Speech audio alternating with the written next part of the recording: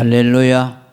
오늘 제목은 고난 당할 때 과거의 은혜를 추억하는 이 기자의 말씀에 대해서 생각하려고 합니다.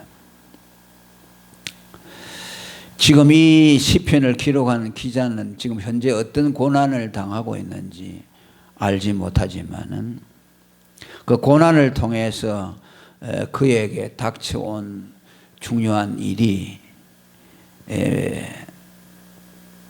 오늘 4절에 있는 말씀입니다. 한마디로 말하면 성의를 지킬 수 없는 그런 어려움을 당하고 있다는 것을 고백하고 있습니다.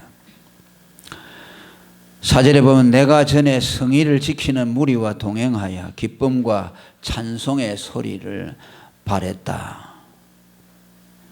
과거의 성의를 지키며 사람들과 함께 하나님의 집에 올라가서 예배드리며 찬송하며 기뻐하던 그 시절을 추억하면서 그리워하고 있는 마음을 담고 있습니다.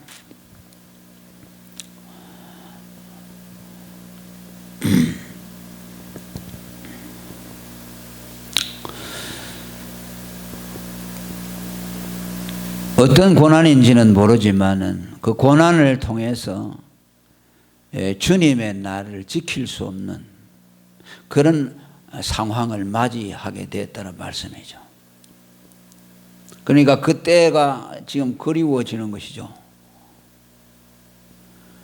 전에 성의를 지키는 무리와 함께 찬송하며 하나님 앞에 예배하던 그 아름다운 시간들을 지금 추억하고 있다는 말씀이죠. 그리고 그것이 얼마나 귀하고 큰 은혜라는 것을 깨닫고 있습니다. 마음껏 하나님의 집에 올라가서 예배하고 찬송하며 기뻐할 수 있었던 그 시절의 그 은혜와 복이 얼마나 크다는 것을 추억하는 것입니다. 다니엘도 자기의 나라를 잃어버리고 바벨론에 포로 잡혀갔죠. 그러니까 그 나라는 이방 나라이기 때문에 성전이 없고 하나님께 예배할 수 없죠. 그러니까 그 마음이 얼마나 고통스러웠겠습니까? 그래서 하루에 3번씩 성전이 있는 예루살렘을 향해서 나 있는 창문을 열어놓고 그곳을 향해서 3번 기도했다고 성경은 말씀합니다. 성전이 얼마나 그리웠으면 그렇게 했겠습니까? 지금 코로나 전국을 당한 우리의 형편도 아마 오늘 시편 기자의 그 심정과 비슷하다고 할 수 있을 것입니다. 이 코로나 전국 때문에 교회들이 폐쇄되어지고 또 예배를 드리지 못하고 지금 벌써 두어 달 한 40일 가까이 이렇게 이 시간을 우리가 지나고 있습니다. 얼마 전 여수에서 그 교회가 상당히 큰 교회인데 교회가 폐쇄된 이후에 예배를 못 드리니까 어떤 할머니가 그 교회 앞마당까지 와서 교회 안에는 들어가지 못하고 그 마당에서 기도하고 아쉬운 마음을 가지고 돌아가는 것을 보았습니다. 교회 오고 싶은데 전염병 때문에 오지 못하는 거죠. 오늘 우리가 읽은 말씀이 너무나 일치되는 것 같아요. 우리는 예배를 드리지 못할 상황을 보통 2가지 정도로 생각하죠. 박해를 받아서 신앙의 자유가 뺏길 때 예배하지 못한다는 것. 그리고 또 우리 개인적으로는 몸이 아프거나 어떤 사건을 만나서 예배할 수 없을 때 해당된다고 합니다. 그러나 오늘 이 코로나와 같은 전염병으로 인해서 예배 드리지 못할 것이라는 것은 우리가 상상도 하지 못했죠. 박해도 아니고 예배 드릴 수 있는 자유도 있고 또 몸이 아프지도 않은데 전염병으로 인해서 예배를 드리지 못한다는 것은 참 얼마나 가슴이 아픈지 몰라요. 속히 이 시간이 끝나기를 바랍니다. 그래서 옛날처럼 다시 모든 성도들이 예배당에 나와서 예배할 수 있는 그때가 속히 도래하기를 우리가 기도해야 합니다. 그리고 또 한 가지 추억하는데, 그것은 사람들을 하나님의 집으로 인도할 수 없었던 것에 대해서 마음 아파하는 그 심정을 드러내고 있습니다. 4절 후반절에 보면 저희를 하나님 집으로 인도하였더니 라고 말합니다. 이는 아마 이 사람이 과거에 다른 사람들을 전도했던 것을 추억하고 있는 것 같습니다. 자기만 예배드리러 간 것이 아니고 다른 사람들을 하나님의 집으로 인도했다는 말씀이죠. 그런데 이제는 더 이상 그것을 하지 못하게 됐으니 그것을 추억하면서 안타까운 마음을 토로하고 있습니다.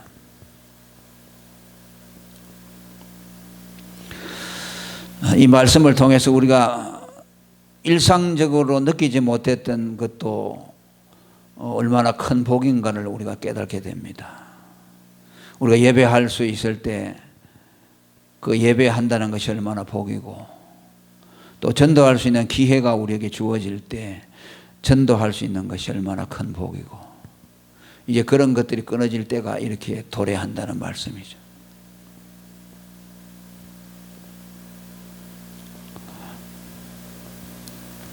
그러면서 이제 이 일을 기억하고 내 마음이 상하는도다 라고 말씀합니다. 과거에 누렸던 그 은혜가 중단되어 버리니 마음이 상하는 거죠. 그렇게 더 이상 하지 못하는 것에 대해서.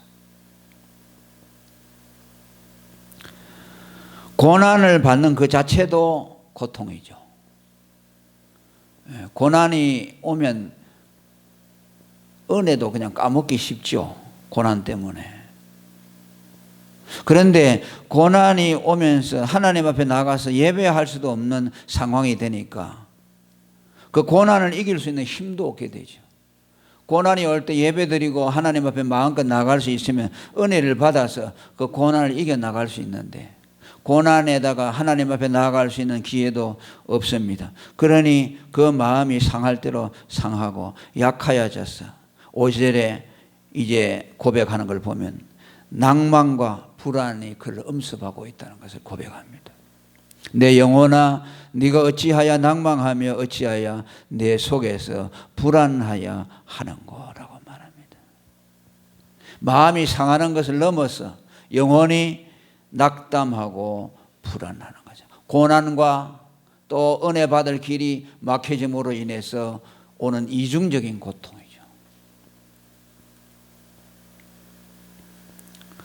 이때에 이 시편 기자는 그 낭만과 불안 속에 사로잡혀서 거기에 자신을 그냥 맡기는 것이 아니고, 여기서 이 시편 기자는 자기의 믿음을 드러냅니다. 이게 믿음이라고 할 수 있죠. 고난과 또 하나님 앞에 나아가지 못하는 데 대한 그 모든 것으로 인한 낙담이 그를 지배할 때에 그냥 낙담에 자신을 맡겨버리고 자포자기한 상태로 흘러가는 것이 아니고, 이 시편 기자는 믿음을 추스려서 다시 자신을 세우려고 하는 시도를 하고 있어요. 이게 믿음이겠죠. 자, 믿음이라는 것은 극한 상황에 직면했을 때 그 믿음이 드러나죠. 도무지 절망할 수밖에 없고 낭망할 수밖에 없는 상황에서 다시 용기를 내어서 하나님을 바라보는 것이 믿음이죠.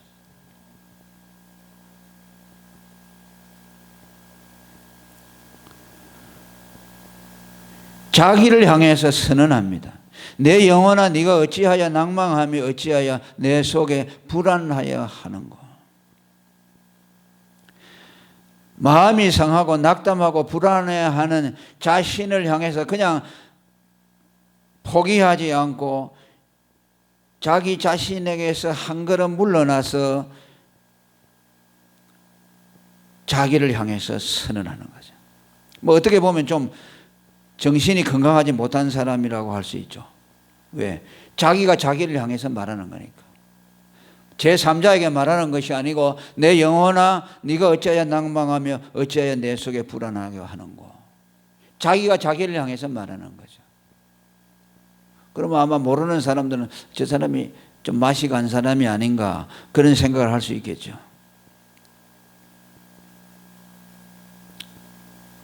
그러나 이것은 인간의 어떤 실체를 알고 있는 사람만이 할 수 있는 일이죠. 말하자면 우리 인간은 예수를 믿고 구원을 받았음에도 우리 안에는 또 옛사람 그 사람이 남아 있기 때문이죠. 그러니까 우리 안에서 두 사람이 항상 이렇게 다투고 분쟁하는 그런 상황 속에 우리가 놓여 있다는 거죠.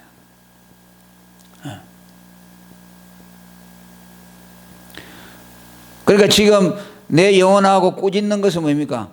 거듭난 하나님의 사람, 예수의 생명으로 거듭난 하나님의 사람이 낙담하고 절망하는 옛사람, 그 사람을 향해서 꾸짖고 있는 거죠. 왜 네가 낭망하느냐.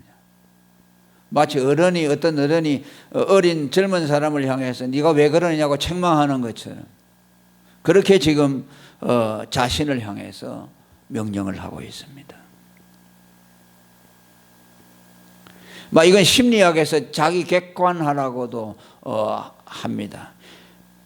우리가 어떤 사건이나 극한 상황에 오게 되면은 그 사건이 너무 엄청나고 불행할 때 내가 그 사건에 매몰되어 버려서 그만 거기에서 헤어나오지를 못하는 경우 있죠.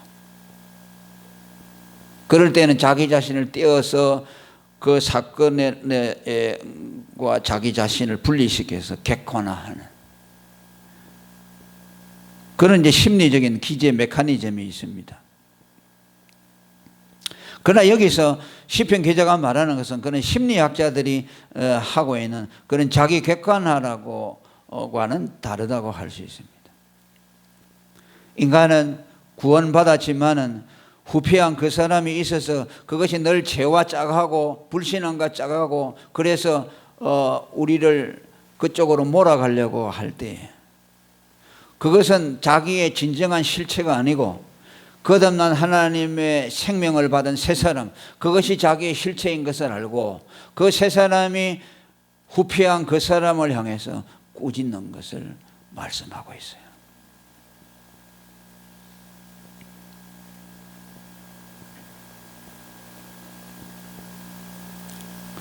우리가 넘어졌다가 다시 일어날 수 있는 것도 이것을 알기 때문에 그래요. 왜 사람이 넘어졌을 때 일어나지 못합니까? 자기 자신에 대한 이해가 결핍되기 때문에.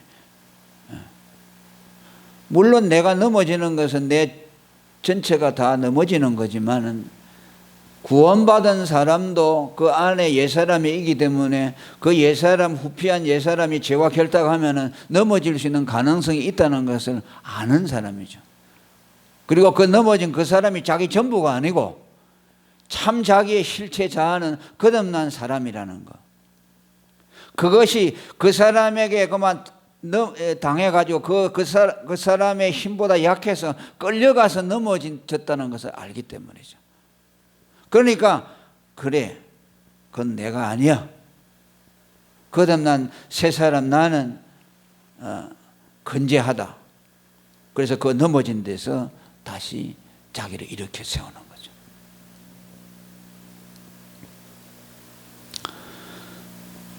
시편 기자는 지금 그런 입장이죠. 환경적인 고난을 통해서 마음이 약해져서 낭망하고 절망하는 거죠. 그것은 뭐죠? 그것은 거듭난 사람이라고 할 수 없죠. 거듭난 사람은 어떻습니까? 어떤 환경에서도 낭망하면 안 되죠. 왜? 성령께서 끊임없이 우리에게 힘을 공급해 주어서 고난을 이겨나갈 수 있도록 하죠. 그게 새 사람이죠. 그 새 사람의 능력은 하나님의 능력이죠. 충분히 이길 수 있어요. 그런데 그 사람이 그냥 죄와 결탁해서 낭망하고 결탁해가지고 그 세력이 너무 강해버리면 거기에서 새 사람이 그만 끌려가서 절망하게 되는 거죠. 그것을 알고 있는 거죠.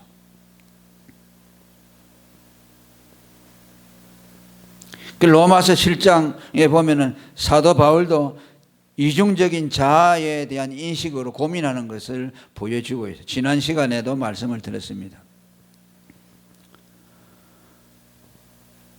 바울 안에는 선을 행하고자 하는 마음이 있는 반면에 또 악을 행하고자 하는 마음이 공존한다고 그랬어요. 만일 내가 원치 아니하는 그것을 하면 이를 행하는 자가 내가 아니요 내 속에 거하는 죄니라. 21절에 보면 또 내가 한 법을 깨달았노니 곧 선을 행하기 원하는 나에게 악이 함께 있는 것이로다. 이것은 지금 그 사람과 속 사람을 계속해서 비교해서 말하는 겁니다. 22절에 이제 더 분명하게 말합니다. 내 속 사람으로는 하나님의 법을 즐거워하되 내 지체 속에서 다른 한 법이 내 마음의 법과 싸워 내 지체 속에 있는 죄의 법 아래로 나를 사로잡아 오는 것을 보는다. 이것이 그 사람이죠. 그 사람이 죄와 결탁해서 우리를 갖다가 범죄하도록 끌고 가는 거죠. 그러면서 25절에 찬송합니다. 우리 주 예수 그리스도로 말미암아 하나님께 감사하리로다. 그런즉 내 자신이 마음으로는 하나님의 법을 육신으로는 죄의 법을 섬기노라. 자기가 왜 넘어지느냐, 구원받은 하나님의 백성인데 왜 범죄하느냐 하는 것에 대해서 깨달았다는 말씀이죠. 넘어지게 하고 죄를 짓는 것은 내 육신, 내 거듭나지 못한 그 사람이 죄의 법을 섬기기 때문에 그렇구나. 내 자신의 마음, 거듭난 이 사람은 아니구나. 다행이다는 것이죠. 나를 넘어지게 하는 것은 육신에 속한 이 사람이구나. 그러니까 절망해서는 안 되겠다. 그러면서 찬송하리로다. 하나님께 감사해. 이것을 깨닫게 해주신 것에 대해서 사도 바울이 감사함을 표하고 있는 겁니다.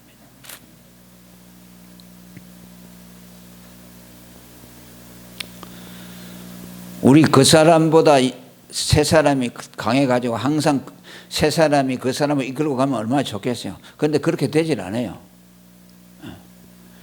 그 사람이라는 것이 세력이 강해요. 후피한 그 사람이 죄가 유혹을 하잖아요. 이렇게 손짓하면 그러면 거기 가서 찰싹 달라붙어요. 그럼 요 속 사람은 어떡합니까? 안 돼. 그렇게 하면 안 돼 하죠. 근데 그 사람의 세력이 강하단 말이에요. 또 죄가 막 유혹을 하니까 둘이 합치니까 하나를 당할 수 있어요. 그래서 속 사람이 강할 때는 그걸 이기게 되는 거죠. 그 사람이 아무리 유혹을 해도 이기게 되죠. 그러니까 어떤 때는 그 사람이 이겼다가 어떤 때는 속 사람이 이겼다가 이렇게 뒤집었다가 이겼다가 넘어졌다가 난리를 지기는 거죠. 이게 뭐예요? 평생 그러는 거죠. 우리가 하나님 앞에 갈 때까지. 그 사람을 벗어버릴 때까지. 그런데 이걸 모르면 사람들이 내가 예수 믿는데 왜 내가 넘어지고 죄를 짓느냐 하고 내가 구원받지 못해서 그러냐 이렇게 해가지고 시험에 들어보는 낙심하는 것이죠. 그 누가 그래요? 그 모르는 사람이 가룟 유다 같은 사람. 사도 베드로는 그걸 알았잖아. 예수님을 3번이나 부인했지만 금방 뻘떡하고 일어난 것은 뭡니까? 이걸 알았기 때문에요. 나를 넘어지게 한 것이 그때 그 사람이었구나. 마귀가 유혹할 때에 그게 짝짝꿍하고 예수님을 부인하게 한 것이 거의 내 거듭난 사람이 아니구나. 그렇기 때문에 다시 용기를 내서 뻘떡 일어났죠.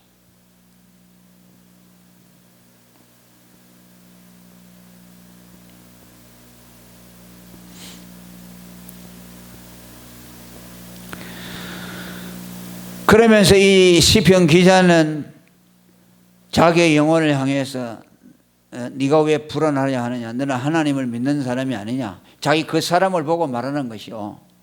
네가 지금 고난을 당하고 예배를 드리지 못하고 은혜를 받지 못해서 네 영혼이 공공하지만은 그렇다고 해서 그렇게 낙심하면 되겠느냐? 라고 이제 속 사람이 자기 그 사람을 향해서 내 영혼아 왜 낭망하며 불안해하는 거라고 지금 꾸짖고 있는 거죠. 어른이 아이를 향해서 꾸짖는 거죠.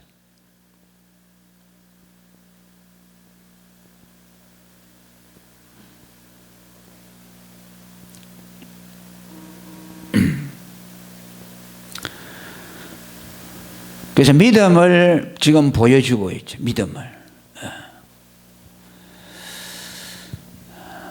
그래서 여러분, 저와 여러분도 이런 경우가 올 때에 여러분들의 믿음을 쓰시기를 바랍니다.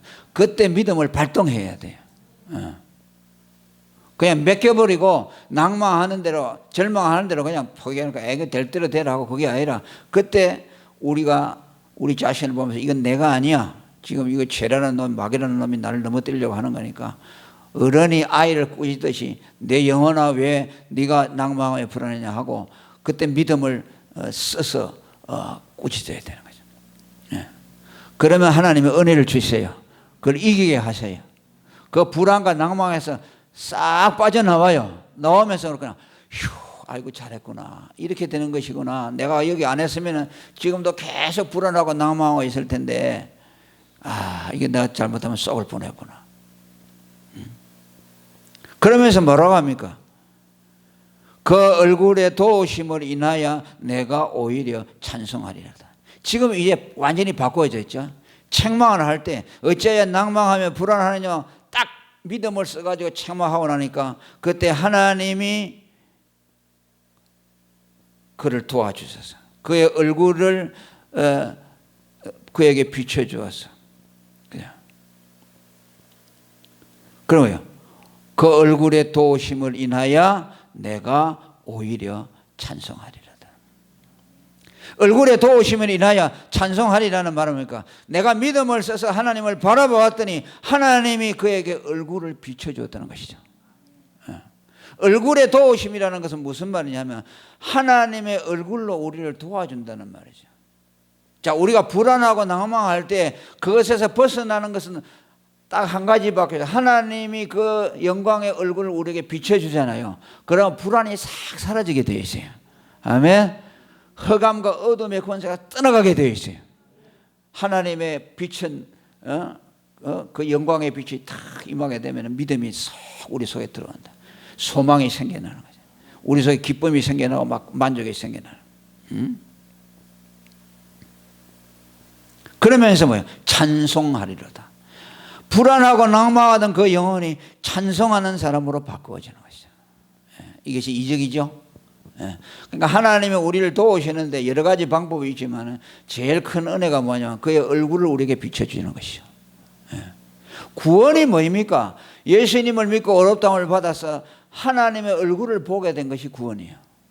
죄가 오면 하나님의 얼굴을 못 보는 것이죠. 불신자들은 죄가 있기 때문에 하나님과 그 사람 사이에 가려워버리니까 하나님이 안 보이니까 무신론자가 되죠.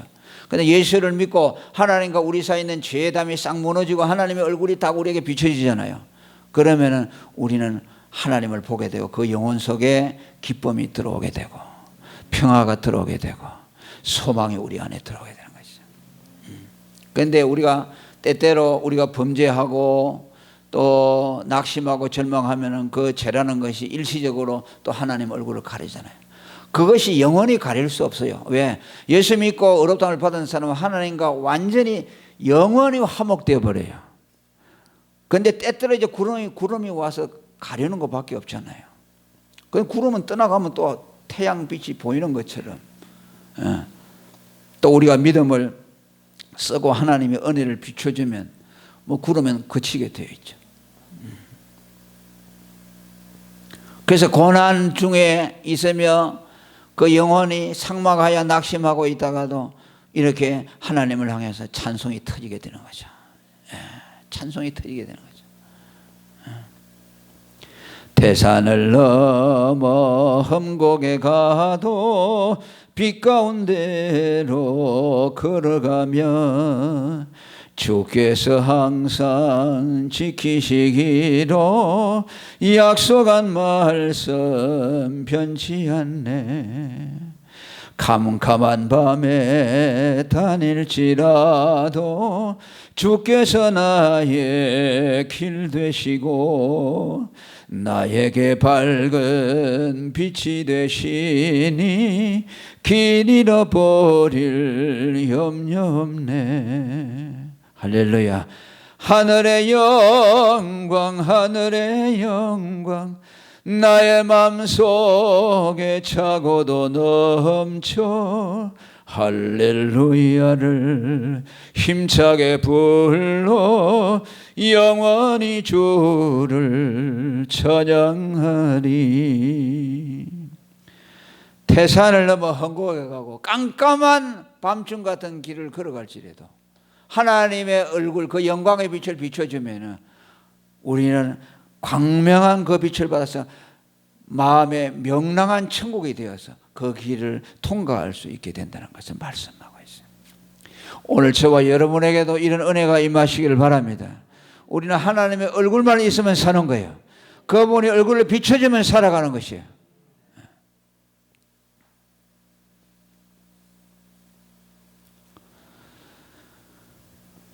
그리고 이런 은혜가 오늘 어떻게 오느냐. 고난 가운데 성전에도 갈 수 없고 많은 사람들과 주님의 날을 지키지 못함에도 불구하고 이렇게 하나님이 우리에게 얼굴을 다시 비춰줌으로 우리가 다시 회복할 수 있도록 해 주신 것이 어떤 연유로 이렇게 될까? 이것은 예수님이 친히 성전이 되셔서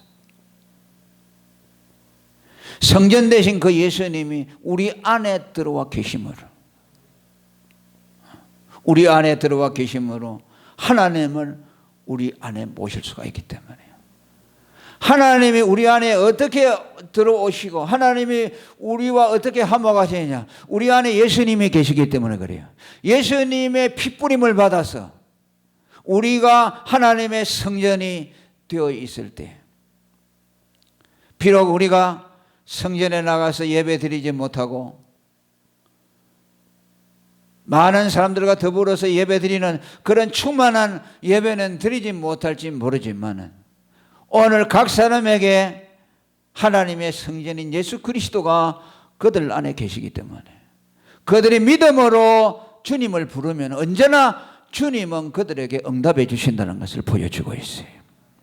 믿음을 가지고 우리에게 다가오는 우리를 듣고 있는 검은 흑암의 세력들 절망과 낭망을 믿음으로 예수의 이름으로 우리가 하나님께 나아가게 되면 하나님은 우리에게 그분의 얼굴을 비춰주신다는 말씀이죠. 예수님이 신령과 진정으로 드리는 예배에 대해서 요한복음 3장 24절에 말씀했죠. 사마리아 여자가 이 산에 가서 예배하리까 저 산에 가리까 할 때 이 산도 말고 저 산도 말고 신령과 진정으로 참으로 예배할 때가 오나니 곧 이때라. 그러죠? 그건 뭘 말합니까? 예수님이 우리의 성전이 되셔서 그 예수님을 모신 사람 속에 하나님이 오셔서 그 안이 성전이 된다는 것을 말씀하고 있어요. 여러분 우리 안에요 성전이 다 들어있어요. 구약시대는 성전이 따로 정해놓았죠. 그때는 예수님이 오시기 전이죠. 반드시 성전 안에 지성소에 가서 그 송아지의 피를 뿌린 곳에서만 하나님이 임재하셨죠. 그러나 이제 성전이 다 무너졌죠. 예수님이 오실 때. 예수님 자신이 성전이라고 요한복음 2장 21절에 이 성전을 무너뜨리라 3일 만에 내가 다시 건축하리라고 말씀했죠. 이 사람아 성전이 40년 이상 걸려 지은 성전인데 이걸 어떻게 3일 만에 다시 건축한다고 하느냐 할 때 이것은 성전된 자기 육체를 가리킵니다. 예수님이 죽었다가 3일 만에 부활한다는 것은 성전이 무너졌다가 다시 성전이 회복된다는 것을 말씀하는 것이죠. 우리 안에 여러분 이방인의 뜰도 있고 성소도 있고 지성소도 다 있어요. 자, 이방인의 뜰은 뭐입니까? 성소, 지성소 바깥에 있는 건데 거기는 이방인들이 들어와서 들어오는 것이죠. 거기밖에 못 들이죠. 그 안에 이제 들어가면 성소가 있고 지성소가 있죠. 우리 안에 다 있어요. 그 사람, 아멘. 그 사람은 이방인의 뜰과 같아요. 이게 뭐예요? 예수를 믿기는 믿지만 아담의 그 원죄가 남아있는 육체의 사람, 그 사람이 남아있잖아. 이 이방인의 뜰과 같아요. 예수 믿는데도 우리 속에서 온갖 죄악, 죄된 생각들이 다 나오죠. 그 이방인의 뜰과 같아요. 그리고 우리가 거듭난 사람 있죠. 거듭나서 예수의 생명으로 거듭난 새 생명, 그건 지성소죠. 그곳에 하나님이 임재하고 계시죠. 예수의 생명과 연합이 되어 있죠. 아멘. 그 지성소죠. 그곳에 하나님이 임재하는 것이죠. 그 생명이 우리의 실체죠. 그러니까 이 지금 이방인의 뜰과 같은 육신의 그 사람이 있는 것은 이거 뭐 난장판이죠. 예, 난장판이죠. 그러니까 우리 속에 뭐 별거이 다 있죠. 난장판이고, 그러나 이제 그 깊숙이 지성소에 들어가면 온전히 예수의 생명과 연합이 된 생명, 하나님의 임재하는 것. 그것은 다시 범죄할 수 없다고 그랬죠. 네. 거듭난 사람이죠. 우리 예수 믿는 사람은 그게 우리 실존이라. 그걸 가지고 지금 그 사람, 아담의 원죄를 타고난 아직도 육체에 남아있는 그 사람을 향해서 명령하는 것이죠.